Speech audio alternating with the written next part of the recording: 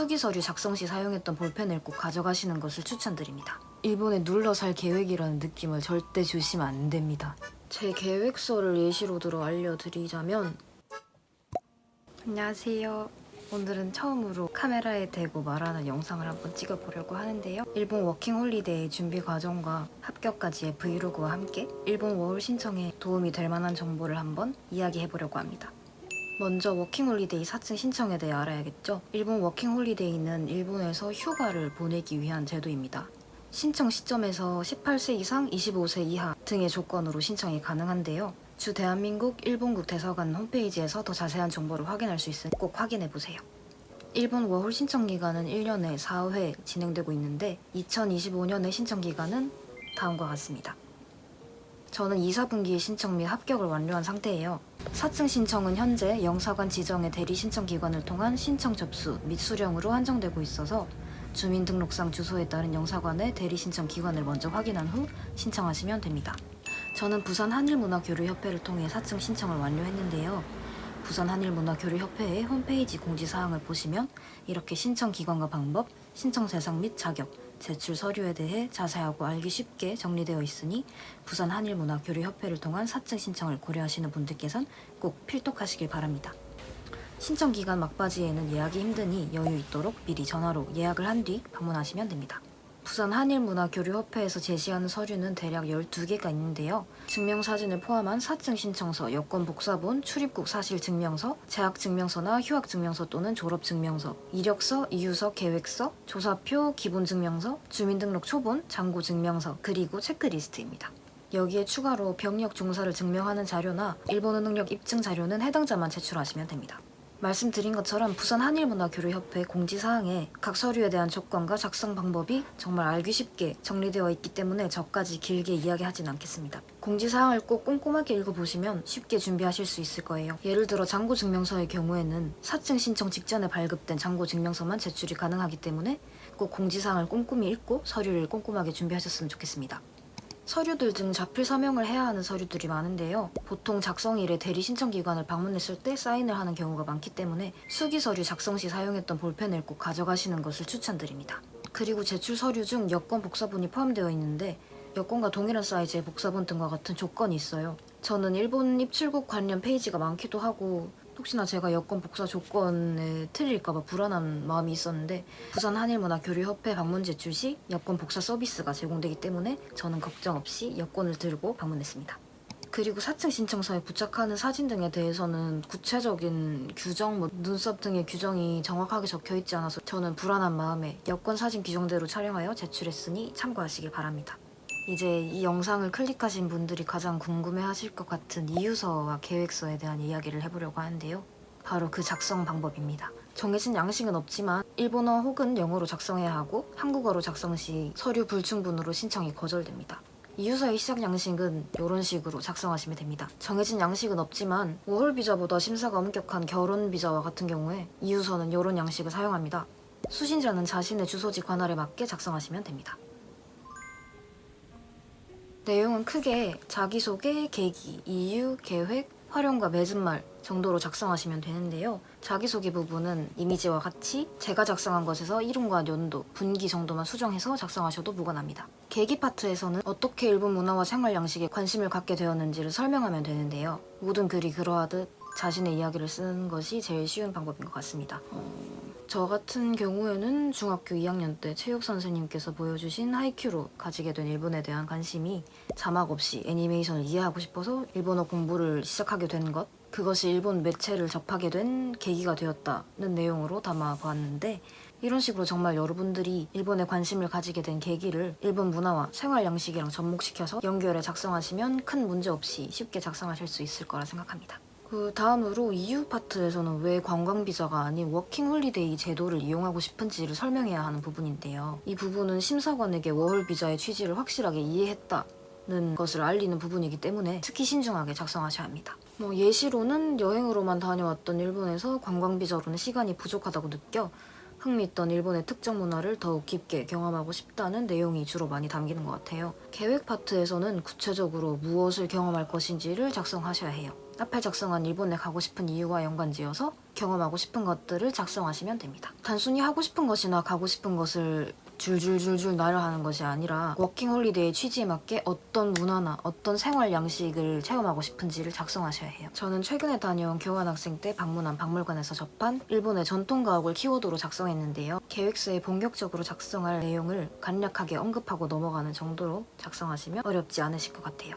활용 파트에서는 워킹홀리데이 경험이 미래에 어떻게 도움이 되는지 자신의 장래 희망이나 미래의 계획 등과 연관 지어서 작성하시면 되는데요. 저는 지금처럼 영상 활동을 하고 있는 것처럼 일본 현지에서 보고 느낀 것들을 영상으로 담아 많은 사람들에게 전하고 일본 문화에 관심을 갖게 하는 계기를 만들고 싶다고 작성했어요. 그래도 일본에서의 취업 계획의 뉘앙스가 조금이라도 드러나서는 안 되기 때문에 앞선 다른 파트들도 영상을 통해 수익을 창출할 수 있을 것 같다는 영상이라는 키워드는 사진과 글로 기록한다는 내용으로 바꾸어 수정했어요.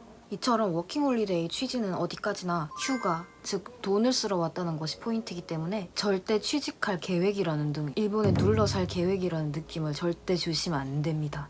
맺은 말은 제가 작성한 것처럼 간단하게 작성하시면 됩니다. 예시로는 이해하기 쉽게 번역 전에 한국어 버전에 제가 작성했던 제 이유서를 계속해서 보여드렸는데 꼭 일본어나 영어로 제출해야 한다는 점 잊지 마세요.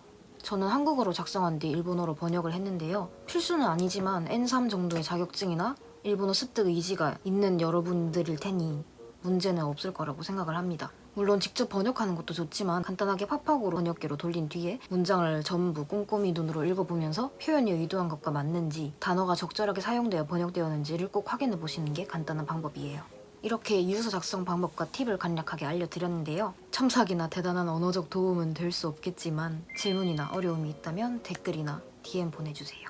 다음은 계획서인데요. 간략하게 한번 이야기해보겠습니다. 계획서도 정해진 양식은 없지만 비슷하게 작성하시면 됩니다. 계획서도 꼭 일본어나 영어로 작성해야 하고 한국어로 작성 시 서류 불충분으로 신청이 거절됩니다. 계획서는 크게 제목과 작성일, 수신자, 작성자 서명 부분, 자기소개, 계획 설명 부분, 귀국 후 계획과 맺은 말 순서 정도로 작성하시면 돼요. 계획서의 시작은 이유서와 같이 이런 형식으로 작성하시면 돼요. 자기소개 파트는 제가 작성한 것에서 이름과 연도, 분기 정도만 수정해서 사용하시면 됩니다. 다음으로 계획 설명 파트는 1년을 4계절로 나누어 각 3개월의 계획을 설명하는 것이 일반적인데요. 저는 2분기 신청자인 만큼 10월에서 12월, 1월에서 3월, 4월에서 6월, 7월에서 9월의 계획으로 나누어 작성을 했어요. 계획의 내용에는 어떤 장소에 갈 것인지, 구체적으로 어떤 경험을 할 것인지를 작성하셔야 하는데요. 이유에서도 언급했던 것처럼 가고 싶은 장소나 하고 싶은 활동을 단순하게 나열하는 것이 아닌 워홀 제도를 이용하고 싶은 이유를 구체적으로 설명하시는 것이 중요합니다. 또 그 활동을 통해 무엇을 얻고 싶은지, 그 경험이 미래에 어떻게 도움이 될 거라 생각하는지를 연결지어 작성하시면 돼요. 제 계획서를 예시로 들어 알려드리자면 10월, 12월의 계획 부분인데요. 가을에는 일본의 역사 도시인 교토와 나하라에서 생활하며 일본의 전통 건축 양식을 직접 체험하고 싶다는 내용으로 작성했어요. 두루뭉술한 말로 끝나는 게 아닌 마치야 양식이라는 정확한 키워드를 언급하면서 게스트하우스에서의 생활계획, 구조와 공간 활용 방식의 체험이라는 구체적인 경험 제시를 하고 있어요. 그리고 방문하고자 하는 장소를 작성하되 단순 나열이 아닌 그 장소에서 느낄 수 있는 경험, 시대별 건축 양식의 차이와 생활 방식을 사진과 영상 기록의 방법으로 활용할 계획으로까지 연결지어 작성했어요. 이건 수정전의 글이라 영상이라는 키워드를 계속 활용하고 있긴 하지만 아무튼 이런 느낌으로 작성하시면 된다는 느낌 아시겠죠? 이렇게 1년간의 계획을 구체적으로 작성하시면 됩니다. 그리고 귀국 후 계획 부분을 작성해 주시면 되는데요. 이유서의 활용 파트에서 간략하게 작성했던 것을 구체적으로 작성하시면 돼요. 워킹홀리데이 경험이 미래에 어떻게 도움이 되는지 설명하셔야 합니다. 또한 앞서 말씀드린 것처럼 일본에 눌러 살고자 하는 의지를 드러내선 안 되기 때문에 한국으로 귀국할 것임을 분명하게 밝히시는 것이 중요해요. 제가 작성한 내용을 살짝 언급하자면 워킹홀리데이 종료 후 한국으로 귀국하여 일본에서 기록한 전통 건축 및 공간 문화들을 순차적으로 정리해 많은 사람들에게 공유할 계획, 귀국 후 학교 복학 계획과 더불어서 지금까지의 체험을 향후 진로에 활용하고자 하는 계획 등을 담아 일본에 정착할 계획이 없음을 분명하게 밝혔어요. 그리고 간단하게 저처럼 맺은 말까지 작성하신 다음에 이유서와 같이 번역해 주시면 됩니다. 이유서와 계획서까지 작성을 마치셨다면 거의 다 오신 겁니다. 이외에 다른 출력 분야의 서류들은 공지사항을 필독하신 다음에 꼼꼼하게 준비하시면 돼요. 어떤가요? 할만하지 않나요? 저는 꽤 간단하다고 감히 생각을 합니다.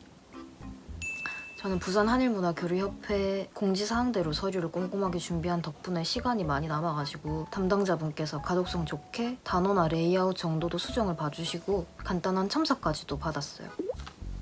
아무튼 담당자님께 본인이 심사관이라면 바로 합격을 줄 것 같다는 말씀까지 들을 정도로 준비를 꼼꼼히 한 것도 있겠지만요. 그리고 부산 한일문화교류협회 방문 다음 날에 영사관에 접수를 완료했다는 문자를 접수 번호와 함께 이렇게 문자로 보내주십니다. 합격 발표도 문자로 보내주시는데 이 문자에 담긴 내용대로 여권을 제출하시면 됩니다. 저 같은 경우에는 목요일에 제출한 여권이 그 다음 주 화요일에 처리 완료가 됐다고 해서 수요일에 받으러 갔던 것 같아요. 그러니까 3일 정도밖에 걸리지 않은 굉장한 빠른 속도로 여권을 받을 수 있었습니다. 저는 이렇게 일본 워킹홀리데이 비자 신청부터 여권 제출, 수령까지 완료를 한 상태고요. 여러분의 일본 워홀 준비에 조금이나마 도움이 됐길 바라며 제 여권 수령일 짧은 브이로그와 함께 영상을 마무리하도록 하겠습니다. 감사합니다. 땡큐.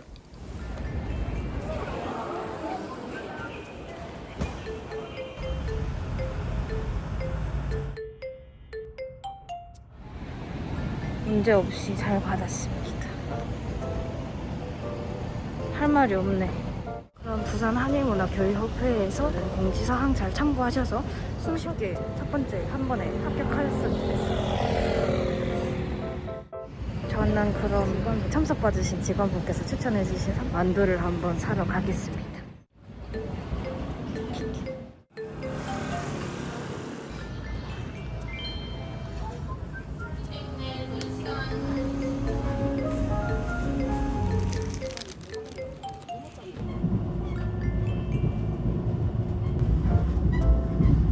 군만두 한 개, 무슨 두 글자 이름 한 개, 고기만두 한 개.